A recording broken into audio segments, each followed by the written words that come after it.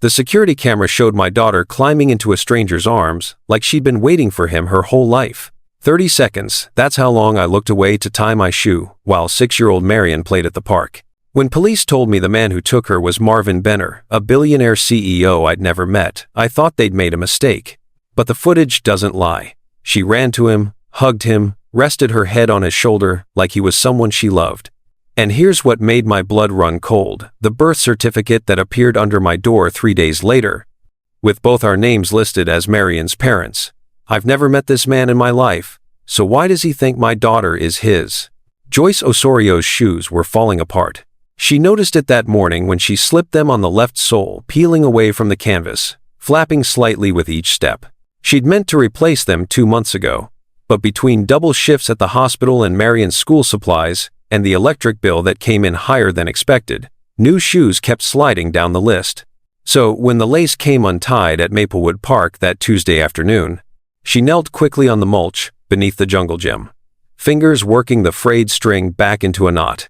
30 seconds, maybe less. She wasn't checking her phone. She wasn't distracted by gossip or daydreaming. She was just tying her shoe so she wouldn't trip while chasing her 6-year-old daughter across the playground. 30 seconds.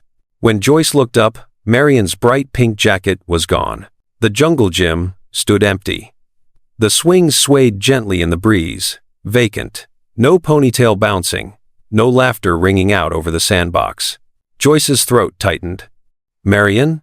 Her voice came out calm at first, mother's instinct, trying not to scare the child if she was just hiding behind the slide. Marion, baby, where are you? Nothing. Joyce stood, scanning left, then right. The park wasn't large. Families dotted the grassy areas.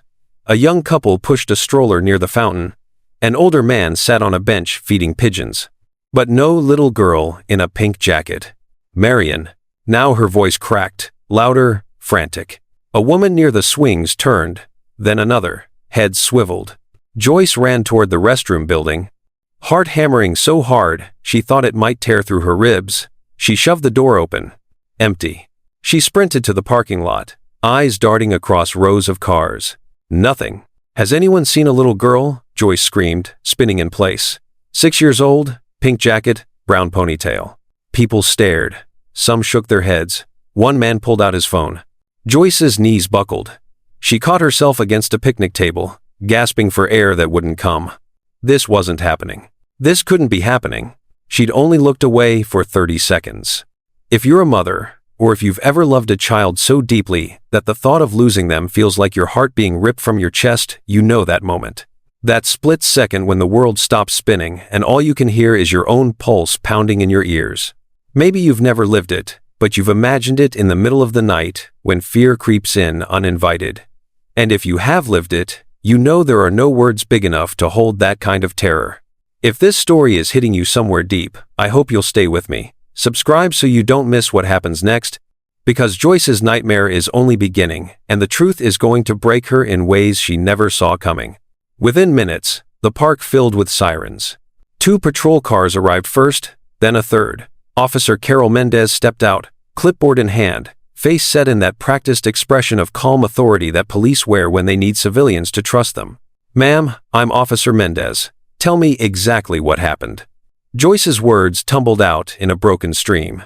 I was tying my shoe. She was right there on the jungle gym. I looked up and she was gone. I've looked everywhere. She wouldn't just leave. Someone took her. Carol placed a steady hand on Joyce's shoulder. We're going to find her. I need you to focus. What was she wearing?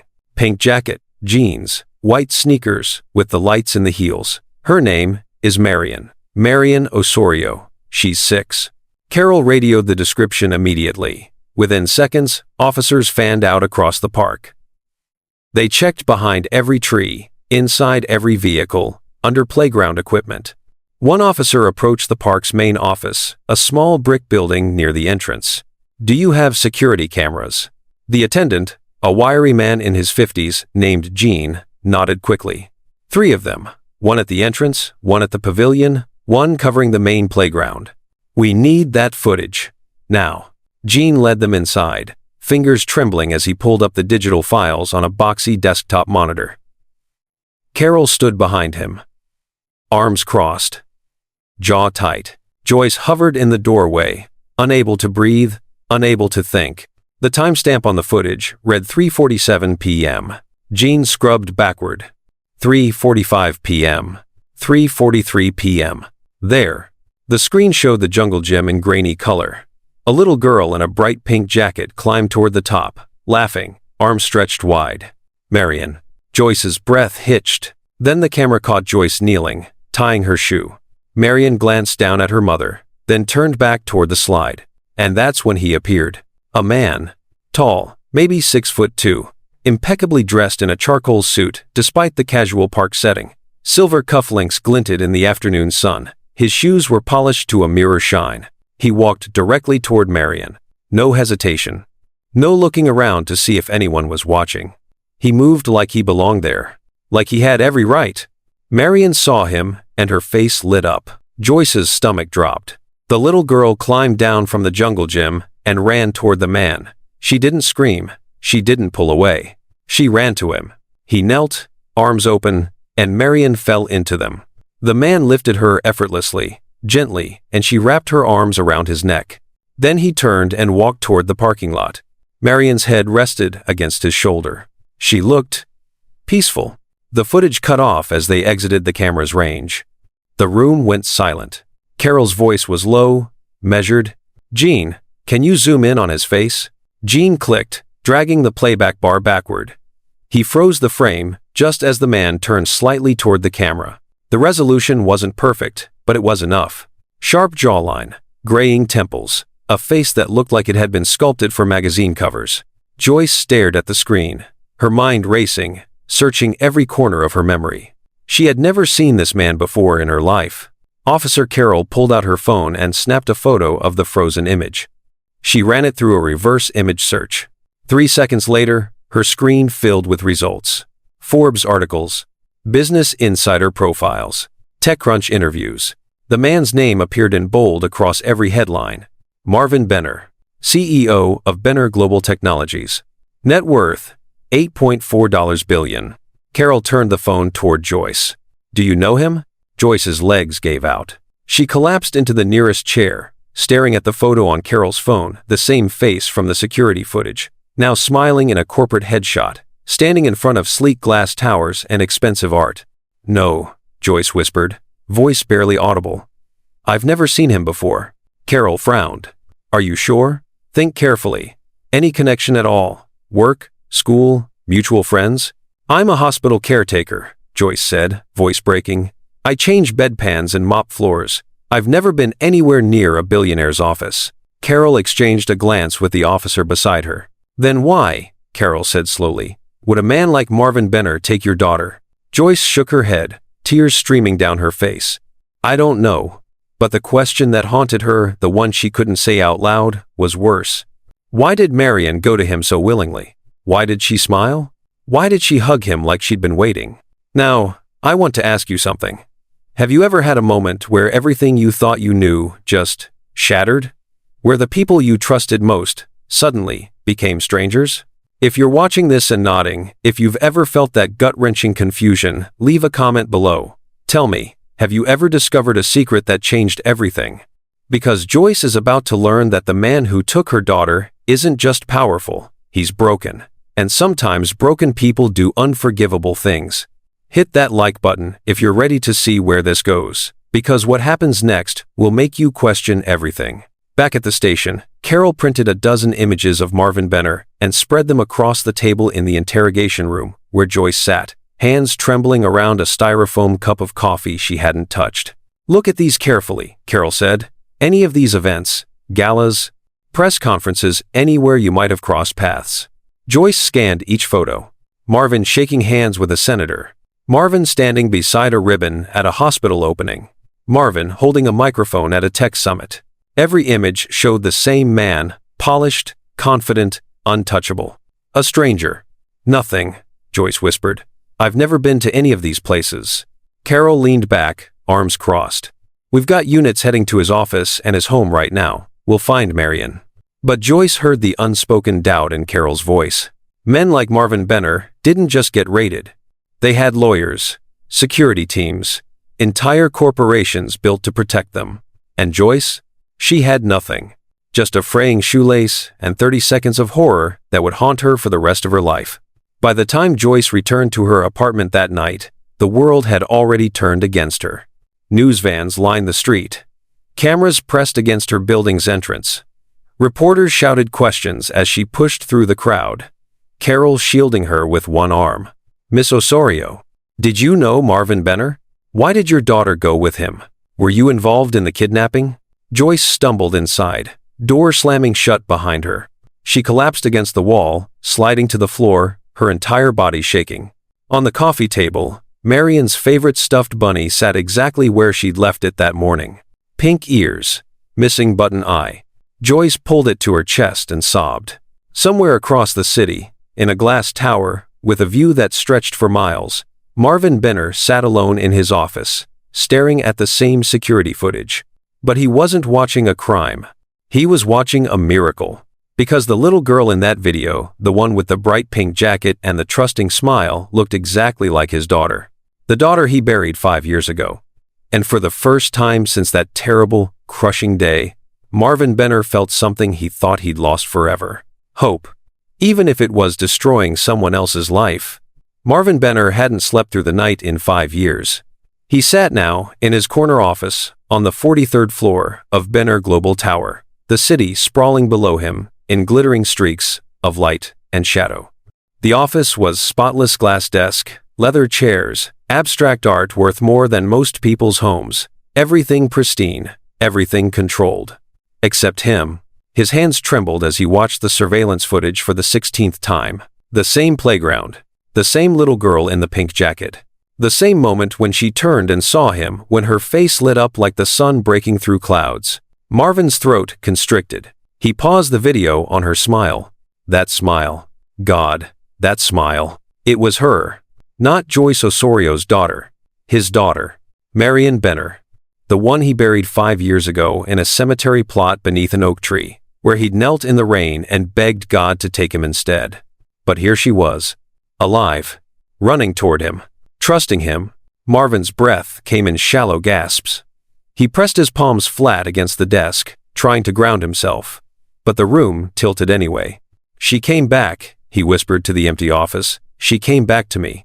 If you've ever loved someone so deeply that losing them felt like losing your own heartbeat, if you've ever bargained with the universe to bring them back, even for one more minute, then you understand what Marvin felt in that moment. Grief doesn't follow logic. It doesn't care about DNA tests, or security footage, or the impossible. It just wants, and sometimes, that wanting is so powerful, it rewrites reality. If you're still with me, I need you to do something. Subscribe to this channel. Because what you're about to learn about Marvin will change everything you think you know about this story. And I promise you the truth is more devastating than you can imagine. Marvin closed his eyes and let the memory flood back. 5 years ago, a Saturday morning in late October, his daughter, his Marion, the real one, had been singing in the back seat of the car. Twinkle, twinkle, little star. She was 4 years old, dark curls that bounced when she moved, brown eyes that sparkled with mischief, a laugh that sounded like wind chimes. Marvin had been driving. His wife, Helen, sat in the passenger seat, scrolling through her phone, silent as she'd been for months. Their marriage had been crumbling long before that day. Arguments about his hours at the office, her resentment over dinners he missed, the slow erosion of two people who'd forgotten how to reach each other. But Marion was the center of everything. She was the reason Marvin came home at all. The reason he still tried. They were heading to the park, ironically, the same one where everything would shatter years later. Marion wanted to feed the ducks. She had a bag of stale bread clutched in her tiny hands, chattering about which duck would be the hungriest. Marvin glanced at her in the rearview mirror. "We're almost there, sweetheart." She grinned. And then, the truck came out of nowhere. A delivery van running a red light at 40 miles an hour. Marvin saw it half a second too late. He swerved. Tires screamed. Metal crunched. Glass exploded. The world spun once, twice, 3 times before everything went black. When Marvin woke in the hospital 2 days later, Helen was sitting beside his bed. Her face was hollow. Empty. "Where's Marion?" he croaked. throat raw from the breathing tube they'd removed hours earlier. Helen didn't answer. She just looked at him with eyes that had stopped crying because there were no tears left. And Marvin knew. The funeral was small. Marvin couldn't remember most of it. He stood at the grave in a suit that didn't fit right anymore, staring at a casket so small it made his chest cave in. Helen left him 3 weeks later. She didn't yell, didn't accuse him of anything. She just packed her things and said, "I can't look at you without seeing her." And Marvin understood, because he couldn't look at himself either. For 5 years, Marvin drowned himself in work. He stopped sleeping more than 3 hours a night. Insomnia became his companion. He'd lie in bed staring at the ceiling, replaying the crash, hearing the sound of crunching metal and his daughter's scream. He sold the house where Marion had taken her first steps. He avoided restaurants with children's menus. He crossed the street when he saw playgrounds. He built Benner Global into an empire worth billions, not because he cared about the money, but because work was the only thing that drowned out the silence. His board of directors whispered about his obsession. His assistant, Monica, scheduled meetings back to back so he wouldn't have time to think. His driver, Jerry, learned never to take routes past schools or parks. Until yesterday. Yesterday, there had been an accident on the interstate, a semi-truck jackknifed, traffic backed up for miles. Jerry had glanced in the rearview mirror at Marvin's tense jaw and made a decision. "Sir, I'm going to take a detour through Maplewood. It'll save us 20 minutes. Marvin had nodded absently, staring at spreadsheets on his tablet. He didn't look up, not until Jerry slowed near the park entrance. And that's when Marvin saw her. A little girl in a pink jacket, dark curls bouncing, climbing the jungle gym, laughing. The tablet slipped from Marvin's hands. "Stop the car." Jerry frowned. "Sir, we're going to be late for." "Stop the car." Jerry pulled over, alarmed. Marvin was already opening the door, stumbling out onto the sidewalk, eyes locked on the little girl. She looked exactly like Marion. The same curls, the same profile, the same everything. Marvin's mind fractured. Logic screamed that this was impossible, that Marion was gone, that this was a stranger's child, that he needed to get back in the car and breathe and think. But grief didn't care about logic. Grief saw what it wanted to see. And in that moment, Marvin didn't see Joyce Osorio's daughter. He saw a miracle. He crossed the park in a daze, barely aware of his polished shoes crunching against the mulch, barely hearing Jerry calling his name from the car. The little girl turned, and she smiled at him. That smile, Marvin's heart exploded. He knelt, arms opening on instinct, and she ran to him. She ran to him like she'd been waiting, like she knew him. Marvin lifted her, and the world narrowed to the weight of her in his arms, the warmth of her small body against his chest, the way her arms wrapped around his neck. "Daddy?" she whispered, or maybe he imagined it, maybe his broken mind invented the word because it was the only thing he'd wanted to hear for 5 years. "I'm here," he choked out. "I'm here, sweetheart." He carried her toward the car. Jerry stood frozen, horrified. "Sir, what are you?" "Get in," Marvin ordered, voice unrecognizable. "Drive." "Sir, that's not." "Drive." And Jerry, terrified and confused, obeyed. Marvin sat in his office now, the footage paused on that final frame. His chest ached. His hands wouldn't stop shaking. Somewhere in the building below, his legal team was scrambling. Monica had called 6 times. The police were demanding his location. But Marvin couldn't move. Because he didn't remember what happened after Jerry drove away. He didn't remember where they went. He didn't remember letting the little girl go. His memories from yesterday were fragmented, blurred images, and disconnected sounds, like a film reel with half the frames missing. All he remembered was the weight of her in his arms, and the overwhelming, soul-crushing relief of holding his daughter again, even if she wasn't his, even if she never had been. Marvin pressed his forehead against the cool glass of the window and whispered the words that would haunt him for the rest of his life. "She's alive. She came back to me." But the little girl staring back at him from the paused footage wasn't Marion Benner. She was Marion Osorio. And somewhere across the city, her real mother was collapsing under the weight of a nightmare that Marvin had created. Because sometimes, the most dangerous thing in the world isn't hatred. It's love that has nowhere left to go. Joyce woke to the sound of her name being shouted through a megaphone. She sat up on the couch. She hadn't made it to her bedroom last night, had just collapsed where she'd fallen and squinted at the pale morning light filtering through her curtains. The shouting came again. "Miss Osorio, Channel 4 News, can you give us a statement?" Joyce stumbled to the window and pulled back the edge of the curtain. Her breath caught. The street below looked like a war zone. News vans lined both sides of the block, satellite dishes pointing toward the sky like accusing fingers. Cameras were aimed at her building. Reporters stood shoulder to shoulder, clutching microphones, their faces bright with the kind of hunger that feeds on other people's tragedies. A woman in a red blazer stood closest to the entrance, perfectly styled hair unmoved by the morning breeze. Amy Cho, Channel 4's lead investigative reporter, the one who'd made her career tearing apart mothers whose children went missing. Joyce's stomach turned. She backed away from the window, heart pounding. Her phone sat on the coffee table, screen lit up with notifications. 73 missed calls, 142 text messages, dozens of emails. Joyce picked it up with trembling hands and scrolled through the chaos. Most were from reporters, but some were worse. Strangers who'd found her number somehow, messaging her with questions that felt like accusations. Why did your daughter go with him so easily? Did you know Marvin Benner before this?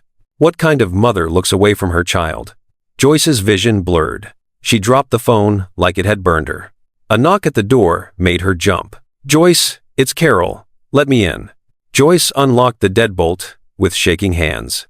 Officer Carol Mendez stepped inside, followed by another officer Joyce didn't recognize. Carol's face was tight, exhausted. "We need to get you out of here," Carol said. "The media's turned this into a circus." "I don't understand," Joyce whispered. "Why are they acting like I did something wrong?" Carol's jaw clenched. "Because people need someone to blame, and right now, you're easier to attack than a billionaire with an army of lawyers." The other officer moved to the window, peeking through the blinds. "They've been out there since 4 a.m. More keep showing up." Carol guided Joyce to the couch. "I need to ask you something, and I need you to be completely honest. Is there any chance, any at all, that you've crossed paths with Marvin Benner before? A hospital event? A charity gala? Anything?" Joyce shook her head, tears streaming down her face. "I told you. I've never been anywhere like that. I work double shifts, wiping down hospital rooms and emptying bedpans. I buy groceries at the discount store. I've never even been inside a building like his." Carol studied her face for a long moment, then nodded. "I believe you." Before Joyce could respond, her phone buzzed again. She glanced at the screen. Twitter notifications. Against every instinct screaming at her not to look, Joyce opened the app. Her name was trending. Number Joyce Osorio. Thousands of tweets. Most of them brutal. Why didn't the kids scream? Kids don't go with strangers unless they know them. Joyce is lying.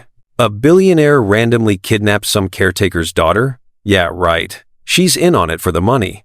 I bet she sold her own kid, and now she's trying to play victim. Disgusting.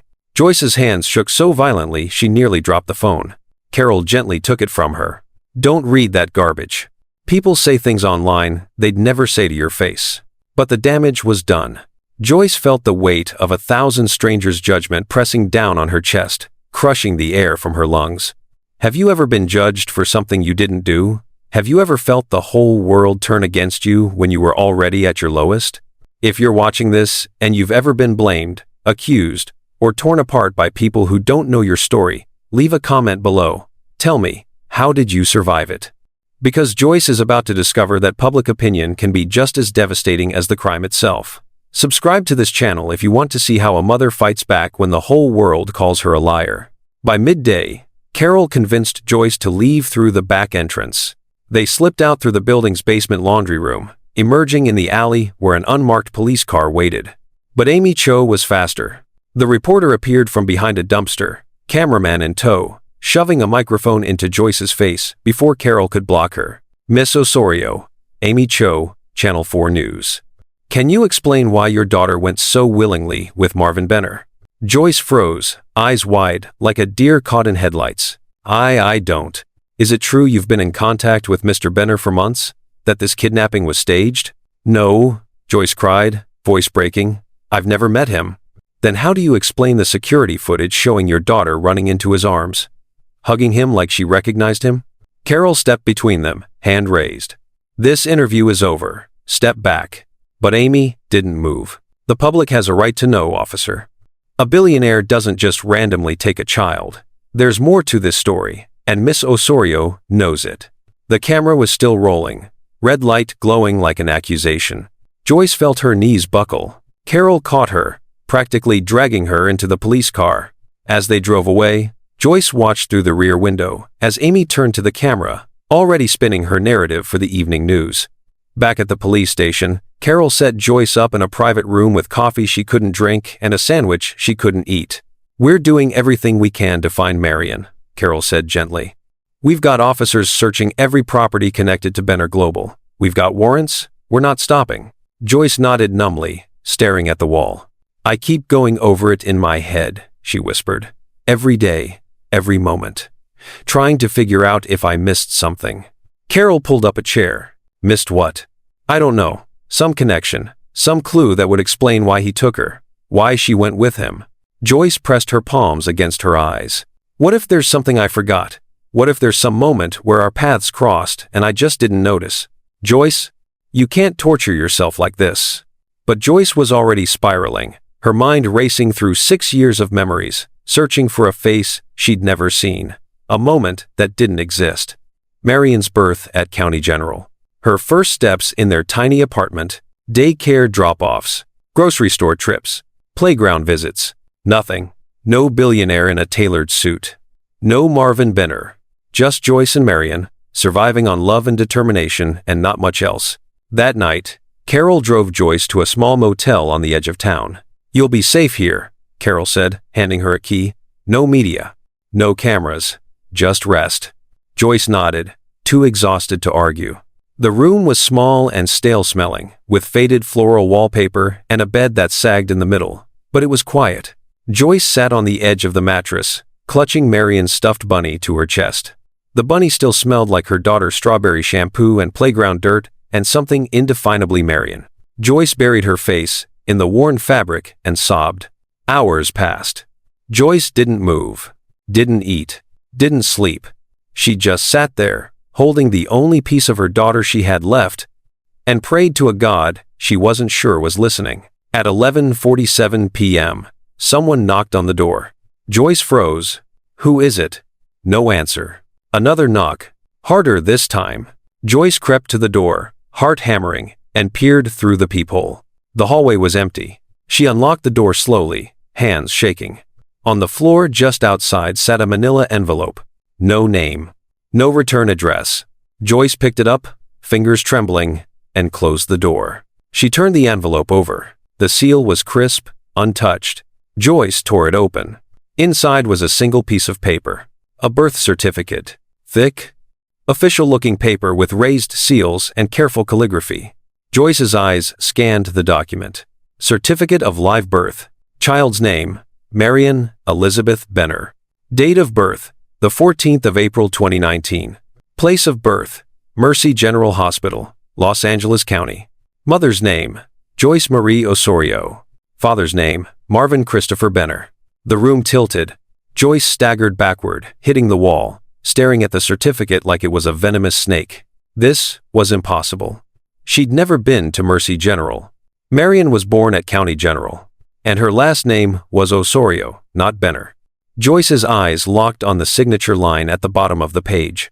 Mother's signature, Joyce M. Osorio.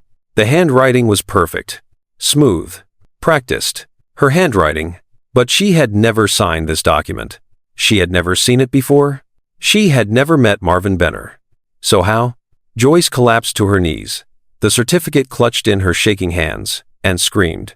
When Carol arrived 20 minutes later, summoned by Joyce's frantic call, she found Joyce sitting on the bathroom floor, eyes hollow, the birth certificate laid out on the tile beside her. Carol picked it up carefully, examining it with a trained eye. "This is professionally forged," she said quietly. "The seal, the paper quality, the signatures. Whoever made this knew what they were doing." "But why?" Joyce whispered, voice raw from screaming. "Why would someone do this?" Carol stared at the certificate, jaw tight. "Because someone wants us to believe you and Marvin Benner are connected. Someone wants this story to make sense. Joyce looked up, tears streaming down her face. Who forged this, and why? Carol didn't answer. Because she didn't know. But somewhere in the city, someone was watching, waiting, and smiling. Joyce hadn't closed her eyes. She sat on the motel bed, back pressed against the headboard, staring at the forged birth certificate spread across the scratchy comforter. The numbers on the digital clock beside her blinked forward. 2:11 a.m. 2:12 a.m. Then her phone rang. The sound shattered the silence, like glass breaking. Joyce grabbed it, expecting Carol's name on the screen. Instead, unknown number. Her thumb hovered over the decline button. But something instinct, desperation, the faint hope that this might be news about Marion, made her answer. Hello? Silence. Then a man's voice, barely above a whisper, trembling, raw. Joyce Osorio. Joyce's entire body went rigid. She knew that voice, not because she'd heard it before, but because she'd watched enough news clips in the past 24 hours to recognize it anywhere. Marvin Benner. Her grip tightened on the phone. Where is she? Joyce's voice came out sharp, venomous. Where is my daughter? I didn't take her to hurt you. The words tumbled out of him in a rush, desperate and broken. I need you to understand that. I didn't. I wasn't trying to. Bring her back, Joyce screamed, no longer caring if she woke the entire motel. You had no right to take my child. I know, Marvin choked out. God, I know. But you have to listen to me. Someone is playing us. Someone wants us at war. Joyce laughed a bitter, jagged sound. You think I care about your conspiracy theories? You took my daughter from a playground. You're a billionaire with enough lawyers to bury the truth. And now you're calling me in the middle of the night to what? Make yourself feel better?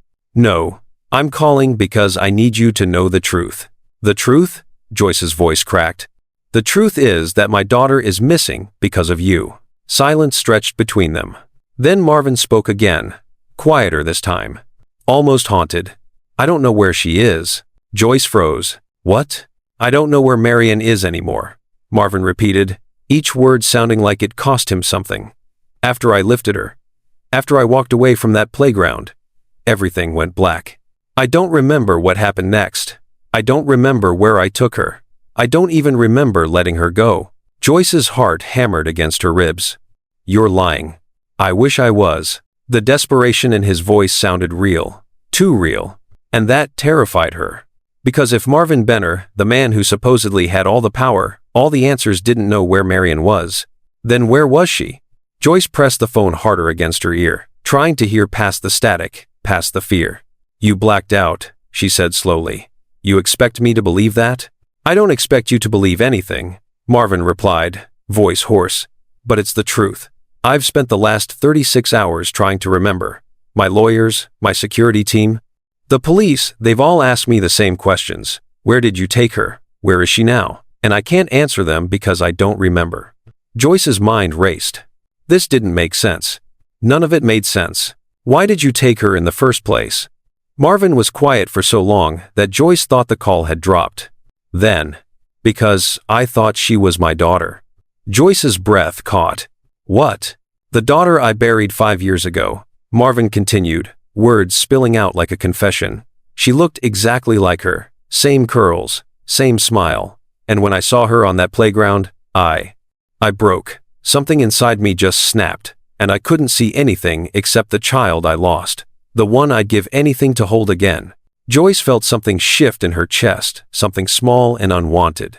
Sympathy. She shoved it down immediately. That doesn't give you the right problem. I know, Marvin interrupted. I know it doesn't. And I will spend the rest of my life trying to make this right. But right now, Joyce, you need to understand something. This wasn't random. Someone wanted me to see Marion that day. Someone wanted me to take her. Who? I don't know. But think about it. The route my driver took, we never go through Maplewood Park. Never. But that day, there was an accident on the interstate. A semi-truck jackknifed at the exact time we needed to pass through. So, my driver rerouted.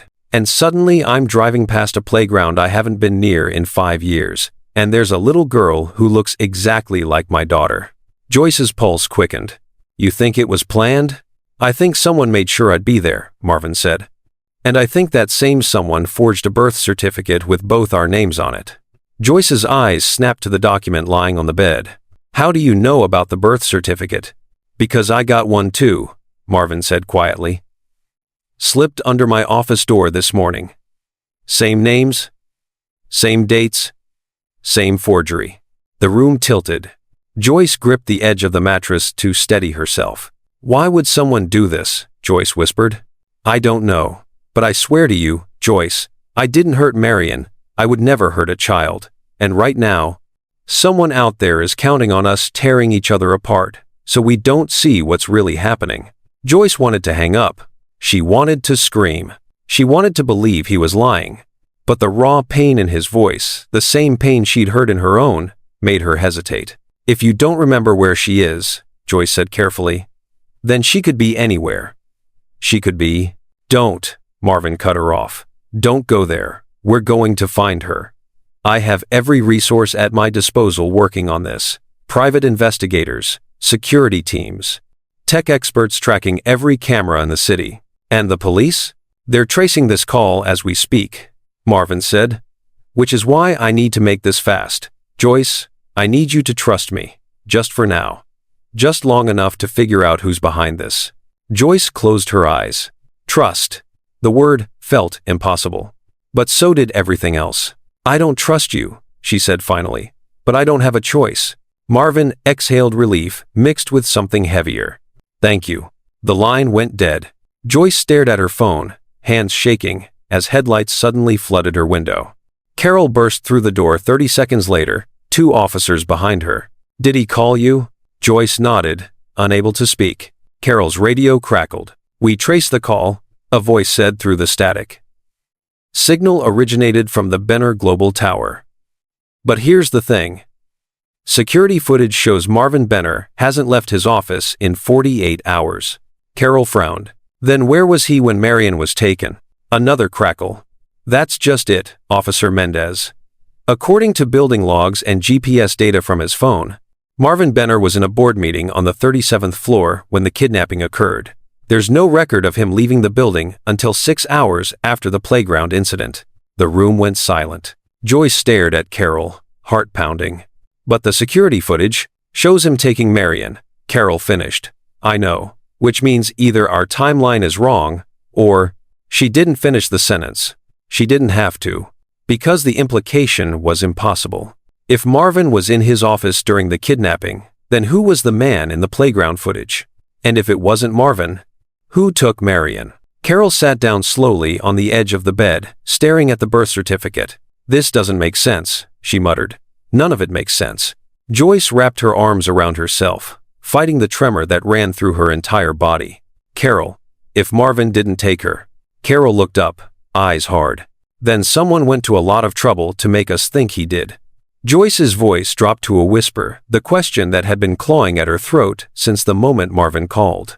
But who would want to frame both of us? Carol didn't answer. Because somewhere in the city, in a place neither of them could see, someone was watching, waiting, and smiling at the chaos they'd created. The break came at 2:47 a.m. Carol burst into the safe house where Joyce and Marion had been staying. Marvin's security team positioned outside every entrance. We've got him, Carol said, breathless. One of Adam's contacts made a mistake, tried to use a burner phone near a cell tower we've been monitoring. NSA triangulated the signal to the industrial shipping docks. Port Terminal 7. Marvin stood from where he'd been sitting in the corner, eyes red from lack of sleep. When? Now. He's meeting buyers at dawn less than 2 hours from now. Eastern European arms dealers looking to purchase the GPS encryption technology. If they get that prototype, it disappears into the black market forever. Joyce's arms tightened around Marion, who'd been sleeping against her shoulder. What about protection for Marion? She stays here, Marvin said firmly. With 3 of my best security personnel, no one gets through that door. But Marion stirred, small voice, cutting through the tension. Mommy? Joyce smoothed her daughter's hair. It's okay, baby. Go back to sleep. I need to tell you something. Something in Marion's voice made everyone freeze. She sat up, rubbing her eyes, looking smaller than her 6 years. The man Adams, he came to my school before. Joyce's heart stopped. What?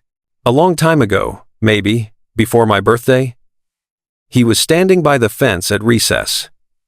He called me over and said he knew you. He said he was an old friend and wanted to surprise you, but I had to keep it a secret. Joyce felt the floor drop out from under her. Why didn't you tell me? Marion's eyes filled with tears. He said, if I told, you'd be sad. He said it was a special secret just for us. Joyce pulled her daughter close, voice breaking. Oh, baby, you should always tell mommy when grown-ups ask you to keep secrets. But guilt crashed through Joyce like a tidal wave. How had she missed this? How had she not noticed her daughter carrying this secret for months? What kind of mother? Joyce. Marvin's voice was gentle, unexpectedly so. He knelt beside them, meeting Joyce's devastated eyes. This isn't your fault. Adams is a predator. He knew exactly how to manipulate a child. He groomed her for this moment. I should have seen something, Joyce whispered, tears streaming down her face. Some sign, some change in her behavior. You were working double shifts to keep a roof over her head, Marvin said quietly. You were doing everything humanly possible to survive. Adams counted on that. He counted on you being too exhausted, too stretched thin to notice. The kindness in his voice, the understanding broke something loose in Joyce's chest. If you've ever blamed yourself for something you couldn't have prevented, if you've ever carried guilt for not being in two places at once, leave a comment below. Tell me, how do you forgive yourself? Because sometimes, the hardest person to show grace to is yourself. Hit that like button if Joyce's pain is hitting you somewhere deep, because what's about to happen is going to require every ounce of strength she has left. Carol checked her watch. We need to move. The tactical team is assembling at the docks in 40 minutes. Joyce stood, gently passing Marion to one of Marvin's security guards, a woman named Elena with kind eyes and a concealed weapon. I'm going with you, Joyce said. Joyce. He's my daughter's biological father. He tried to use her as a pawn. I'm going. Carol looked at Marvin, who nodded. Then we go now. The drive to the docks took 23 minutes through empty pre-dawn streets. Joyce sat in the back of the tactical van, bulletproof vest strapped over her jacket, feeling surreal and terrified and furiously, righteously angry. Marvin sat beside her, equally silent. Finally, he spoke. When this is over, when Adams is in custody, I want you to know something. Joyce looked at him.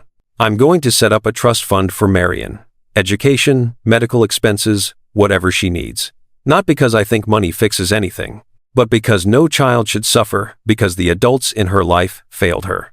Marvin. And I'm going to fund the best trauma therapist in the state. For both of you. Because what Adams did, what I helped him do, even unknowingly, that's going to leave scars. And you shouldn't have to face that alone. Joyce's throat tightened. Why are you doing this? Marvin's voice was raw. Because I couldn't save my daughter. But maybe I can help save yours. The docks were a maze of shipping containers stacked like steel mountains, cranes towering overhead like skeletal giants.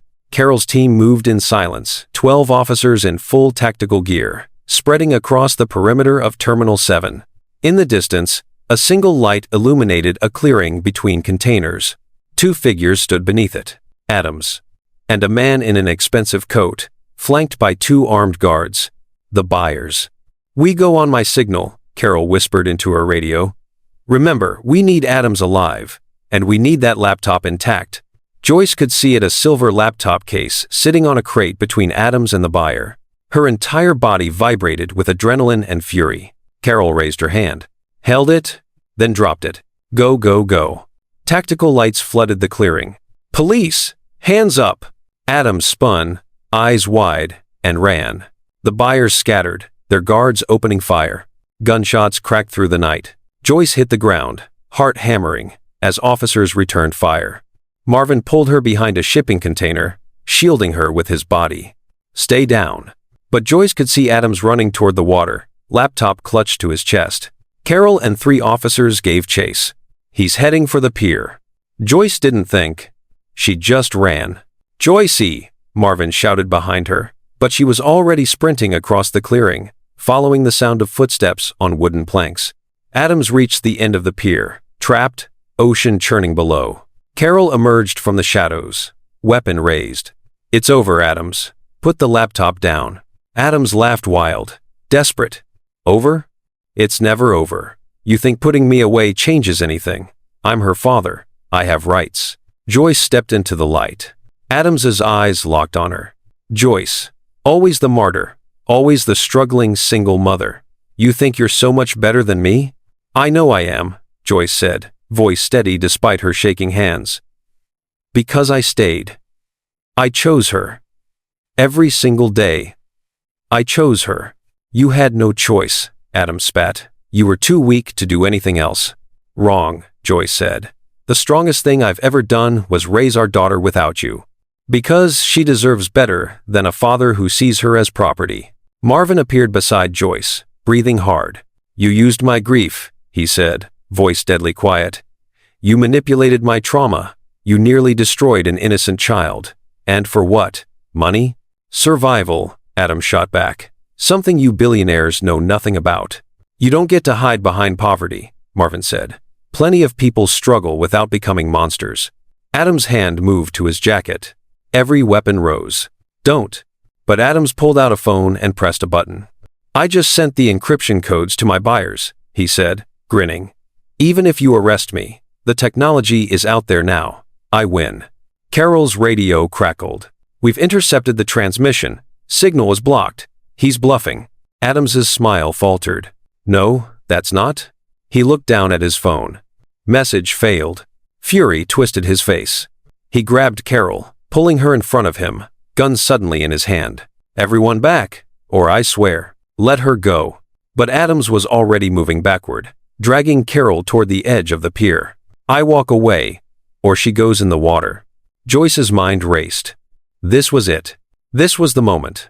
And she knew with absolute certainty that Adams would never stop. He'd never stop coming for Marion.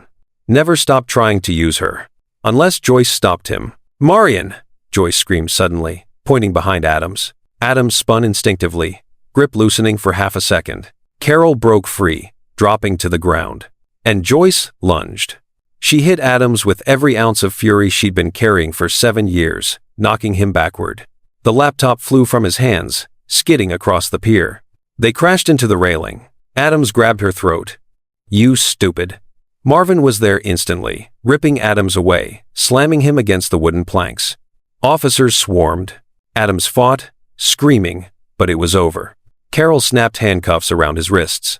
Adams Mitchell, you're under arrest for kidnapping, extortion, theft, attempted murder, assault on a police officer, conspiracy to commit fraud, and violations of federal statutes regarding encrypted GPS technology. The list went on, but Joyce couldn't hear it anymore. She collapsed to her knees, gasping for air, hands shaking so violently she couldn't control them. Marvin knelt beside her, hand on her shoulder. You did it, he said softly. It's over. Back at the safe house, Joyce burst through the door. Marion. Her daughter ran to her, and Joyce caught her, falling to her knees, sobbing into Marion's hair. It's over, baby. He can't hurt us anymore. You're safe. You're safe.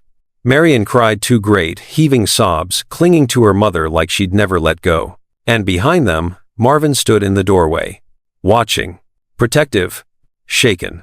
But somehow, for the first time in 5 years, hopeful. Subscribe to this channel if you believe in justice. Comment below if you think Adams got what he deserved. Share this video with everyone who needs to see that mothers are warriors, because this story isn't over yet. What happens next is going to change Joyce and Marvin's lives forever. 3 weeks after Adams Mitchell was arrested, Joyce stood in her apartment and realized the silence no longer felt like drowning. It felt like peace.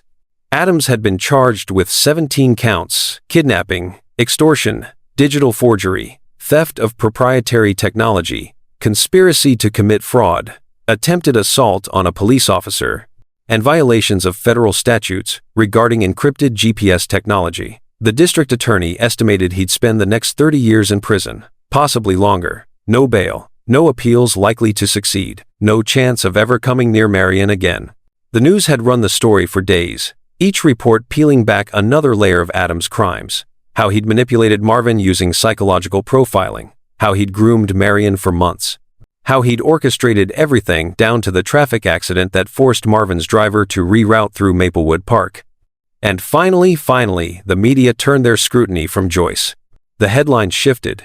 Mother vindicated. Billionaire CEO and single mom, both victims of elaborate scheme. How one man's greed nearly destroyed 2 lives. The truth behind the playground. Kidnapping. A story of manipulation, not murder. Amy Cho had even issued a public apology. Joyce had watched the segment from her couch, Marion curled against her side, as Amy looked directly into the camera with something resembling genuine remorse. "I owe Joyce Osorio an apology," Amy had said, voice steady but humbled. "I participated in a media frenzy that crucified a mother who was already living through her worst nightmare. I asked questions designed to create doubt rather than seek truth, and I was wrong. Joyce, if you're watching, I'm sorry." The apology didn't erase the pain, didn't undo the damage, but it helped. A little. Joyce had returned to work at the hospital 2 weeks ago. Her coworkers had thrown her a quiet welcome back gathering. Nothing fancy, just coffee and donuts in the break room, and hugs that lasted longer than usual. But everything felt different now. The apartment that had once felt too small now felt like a sanctuary. Marion's laughter, which Joyce had feared she'd never hear again, rang through the rooms like music. The routine of breakfast and school drop-offs and bedtime stories felt sacred in a way it hadn't before. Joyce had survived the worst thing that could happen to a mother. And somehow, impossibly, they were okay. The knock came on a Saturday afternoon. Joyce looked through the peephole and saw Marvin standing in the hallway, holding a bouquet of sunflowers and looking more nervous than any billionaire should. She opened the door. "Hi," Marvin said, voice quiet. "Hi." They stood there for a moment, awkward and uncertain. "I wanted to come by," Marvin continued, "to apologize, formally, and to thank you." "For what?" "For trusting me when you had every reason not to. For letting me help protect Marion. For not destroying me in the media when you could have." Joyce stepped aside, letting him in. Marvin entered carefully, like he was walking on sacred ground. Marion looked up from where she'd been coloring at the coffee table, and her face lit up. "Mr. Marvin." She jumped up and ran to him, throwing her small arms around his waist. Marvin froze just for a second, then knelt, hugging her back with unexpected gentleness. "Hello, Marion. How are you?" "I'm good. Mommy says you helped catch the bad man. You're a hero." Marvin's eyes glistened. "No, sweetheart. Your mother's the hero. I just helped a little." He looked up at Joyce, and she saw everything he couldn't say aloud written across his face. Grief. Gratitude. Regret. Hope. Marion pulled back, studying his face with the brutal honesty only children possess. "Mommy says you were sad because your daughter went to heaven. Is that true?" Joyce's breath caught, but Marvin nodded. "Yes, a long time ago. That's why you thought I was her, because you missed her so much." "Yes." Marion considered this with the seriousness of someone far older than 6. "I'm sorry you were so sad, but I'm glad you helped my mommy. She was really scared." Marvin's voice cracked. "I'm glad I could help." Marion smiled, then returned to her coloring. Joyce gestured toward the small kitchen. "Coffee? Please." They sat at her tiny kitchen table, the same one where Joyce had paid bills she could barely afford, where she'd helped Marion with homework, where she'd cried alone after the kidnapping. Marvin looked out of place, surrounded by mismatched chairs and chipped mugs. But somehow, he also looked right. "The trust fund is set up," he said quietly, "for Marion's education, medical expenses, whatever she needs. And I've arranged for Dr. Patricia Chen, she's the best child trauma therapist on the West Coast, to work with Marion twice a week for as long as necessary. All covered." Joyce's throat tightened. "Marvin, you don't have to." "I do," he interrupted gently. "Not because I owe you, but because Marion deserves every chance to heal from what Adams did. What I even unknowingly helped him do." Joyce studied him across the table. This man wasn't the monster the media had painted. He wasn't the cold billionaire who'd snatched a child from a playground. He was just a father who'd loved his daughter so completely that losing her had shattered him into pieces he was still trying to put back together. "You're a good man, Marvin Benner," Joyce said softly. Marvin shook his head. "I don't know about that." "I do. A bad man wouldn't have cared what happened to Marion after Adams was arrested. A bad man wouldn't be sitting in my kitchen drinking terrible coffee and apologizing for something he couldn't control." Marvin smiled, small but genuine. "The coffee's not that terrible." "Liar." They both laughed, and something shifted between them. Something light. Something hopeful. "I see a strength in you," Marvin said suddenly. The kind I've never encountered. You raised a daughter alone, worked yourself to exhaustion, survived something that would have broken most people, and you're still here. Still kind. Still fighting. That's extraordinary. Joyce felt heat rise in her cheeks. I just did what any mother would do. No, Marvin said firmly. Most people would have given up. Most people would have let the anger consume them, but you didn't. You kept loving, kept protecting, kept believing. That's not common, Joyce. That's rare. A week later, Marvin called with an unusual request. Would you and Marion meet me somewhere tomorrow? There's something I'd like to do, if you're comfortable. Joyce hesitated. Where? Maplewood Park. The park. Where everything had started. Where Joyce's world had shattered. Joyce's first instinct was to say no. But something in Marvin's voice, vulnerability, maybe, or hope, made her pause. Why? Because I think we both need to return to where it began, to prove to ourselves that it doesn't own us anymore. And somehow, Joyce understood. They met at noon on a Sunday. The park looked different in daylight, peaceful, filled with families and laughter and children chasing each other across grass that smelled like summer. Marion ran ahead to the jungle gym, fearless, her pink jacket bright against the blue sky. Joyce and Marvin stood side by side, watching her. She's resilient, Marvin said. She's everything, Joyce replied. They walked slowly toward the bench where Joyce had sat 3 weeks ago, waiting while Marion played, back when the world still made sense. They sat now, shoulders almost touching. I've been thinking, Marvin said carefully, about what happens next. For me, I mean. Joyce glanced at him. I've spent 5 years running from grief, he continued, burying myself in work, avoiding anything that reminded me of what I lost. But helping you protecting Marion, it reminded me of something I'd forgotten. What? That living means letting yourself feel things, even when it hurts, especially when it hurts. Joyce nodded slowly. I'm learning that too. They sat in comfortable silence, watching Marion climb to the top of the jungle gym and wave at them, triumphant. Mommy, Mr. Marvin, look how high I am. They both waved back. Marion climbed down and ran over, breathing hard, eyes bright. She squeezed between them on the bench, taking both their hands. Then she looked up at Marvin, with that devastating honesty children possess, and whispered, Mommy, I think he's lonely. Joyce's heart clenched. Marvin's breath caught. And Marion, satisfied with her observation, jumped up and ran back to the swings. Joyce looked at Marvin, really looked at him, at the grief still etched in the corners of his eyes, at the loneliness her daughter had seen so clearly, at the man who'd nearly destroyed her life and then spent every day since trying to make it right. And she wondered, if you're still watching this, if you followed Joyce and Marvin through every twist and turn of this journey, subscribe to this channel right now. Because some stories don't end, they transform, they become something new, something unexpected. And I have a feeling Joyce and Marvin's story is just beginning. Comment below. Do you think they should give each other a chance? Share this video with someone who believes in new beginnings. Because sometimes, the worst day of your life is also the day everything changes. Joyce looked at Marvin beside her and wondered whether the worst day of her life was also the beginning of something unexpected. Something that might just maybe become beautiful. Marvin?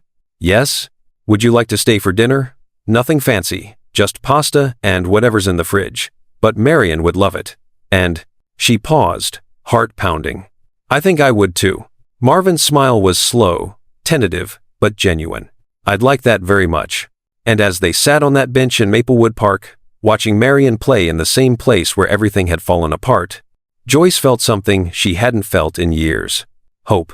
Not for a fairy tale. Not for perfection. Just for the possibility that broken people could find each other and build something new from the pieces. One day at a time. One dinner at a time. One unexpected moment at a time. And somewhere in the distance, Marion laughed bright and joyful and alive. The sound of a little girl who'd survived the worst and come out stronger. Just like her mother. If this story moved you, don't keep it to yourself. Share it with every woman who's ever fought for her child. Subscribe to this channel for more stories that honor the strength of mothers, the complexity of grief, and the possibility of redemption. Comment below and tell me what this story meant to you. Because I write for you the women who've lived, who've loved, who've survived. And your stories matter, every single one.